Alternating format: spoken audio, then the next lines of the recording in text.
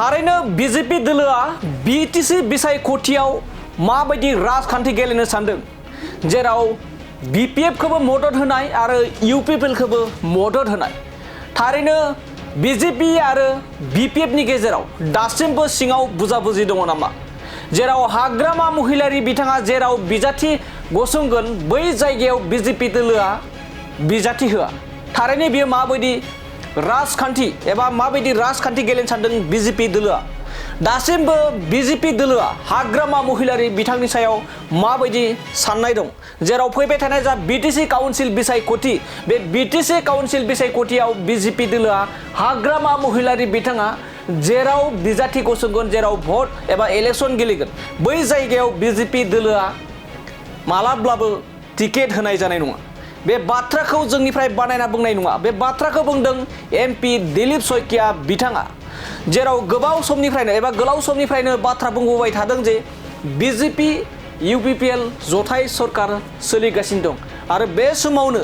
दिलीप शइकिया बिथाङा फोरमायदों जे हाग्रामा महिलारिया जेराव बिजाथि महरै गसंगोन बै बियाबाव बीजेपी दोलोआ मालाब्लाबो टिकेट होनाय जानाय नङा बिजाथि फसंनाय नङा गुबुन फारसेथिं बीजेपी आरो बीपीएफनि गेजेराव अलरेडि जथाय सरकार सोलिगासिनो दं प्रमद बर' बिथाङाबो जेराव बिजाथि महरै गसंगोन बै ओनसोलाव एबा बै बियाबाव बीजेपी दोलोआ बिजाथि महरै रावखौबो होनाय जानाय नङा होननानै बे समाव दिलीप शइकिया बिथाङा फोरमायदों थारैनो बे समाव माबायदिहाय राजखान्थि एबा माबायदि बिसायख'थि गेलेनो सानदों एबा बीजेपी दोलोनि दैदेनगिरिफोरनि गोसोआव माबायदि साननाय दं जे हाग्रामा महिलारि बिथाङा जेराव बिसायख'थि गेलेगोन बै जायगायाव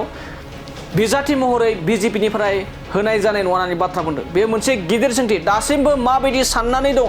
आथिखालनि जा बीटीसी बिसायख'थि जानो थांगासिनो दं दा साननैसो एबा दान मोननैसोनि उनावनो बीटीसी काउन्सिल बिसायख'थिया जानो थांगासिनो दं बिनि सिगांनो बीजेपीनि दैदेनगिरिफ्रा माबोरै साखाफारा माबोरै खालामनो थांगासिनो दं जे बीटीसीनि गासै 40 बियाबाव बीजेपी दोलोआ थारैनो बिजाथि महरै फसंनाय जागोन नामा आरो बेबायदिब्ला बीजेपी आरो यूपीपीएलनि गेजेराव माबायदि सोमोन्दो थानो हागौ बेयो फैबाय थानाय समावसो मिन्थिगोन दानिया फैदों हाग्रामा महिलारि बिथाङा जेराव बिजाथि महरै गसंगोन बै जायगायाव बीजेपीनिफ्राय बिजाथि होनाय जानाय नङा होननानै बाथ्रा बुंनायखौ जों दिलीप शइकिया बिथांनिफ्रायनो आबुङै खोनासंना लादिनि বিটিআর ইলেকশন খুব ভালো বিটিআর ইলেকশন আমি 40টাতেই ভাৰতীয় জনতা পাৰ্টিয়ে খেলাৰ কথা চিন্তা কৰিছো মুখ্যমন্ত্ৰী ডাঙৰীয়া এটা ঘোষণা কৰিছিল আগতে যে আমাৰ প্ৰমোদ বড়ো ডাঙৰীয়া যিটো সমষ্টিত খেলিব আৰু হাগ্ৰামা মহিলাই ডাঙৰীয়া যিটো সমষ্টিত খেলিব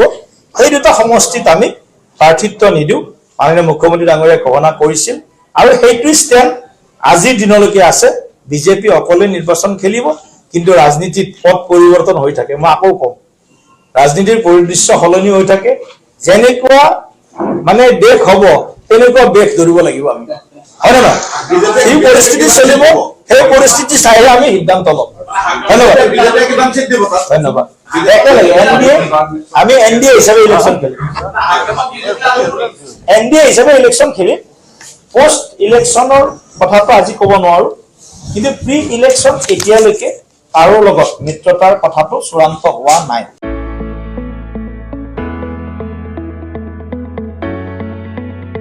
मोनसे गोजोनथाव खौरां बर' सावथुन नायनो मोजां मोनग्रा रायजो राजाफोरनि थाखाय मोनसे गोजोनथाव खौरां खम बेसेननि गेजेरजोंनो नोंथाङा नायनो हागोन बर'नि गासै गोजाम गोदान सावथुनफोरखौ बर' सावथुन नायनो थाखाय ओंखारदों मोनसे आंगो स्ट्रिम एप बे आंगो स्ट्रिम एपखौ नोंथाङा नोंथांनि मबाइलाव डाउनल'ड खालामनानै खम बेसेनावनो बर'नि गोजाम गोदान गासै सावथुनफोरखौनो नायनो हागोन लोगोसे फैबाय थानाय समावबो बड' वेब सिरिज डकुमेन्ट्रिज बायदिफोरखौबो नोंथाङा बे आंगो स्ट्रिम एपनि गेजेरजोंनो नुनो मोनगोन बेनि अनगायैबो बर' सावथुननि दिहुनगिरिफोराबो बे आंगो स्ट्रिम एपआव गाव गावनि सावथुनखौ आपल'ड होनो थाखाय खौरां लाहरनो हागोन आरो जाय बिथांमोननि सावथुनफोरा इउटुबाव पाब्लिश जायाखै बिथांमोनाबो बे एपआव आपल'ड होनो थाखाय खौरां लाहरनो हागोन। बेनिखायनो बर' सावथुननि दिहुनगिरि बिथांमोनहा गावगावनि सावथुनखौ बे आंगो स्ट्रिम एपआव आपल'ड होनो गोसो दंब्ला नैबे 7086320938 जानबुं नम्बराव खौरां लाहरनो हागोन।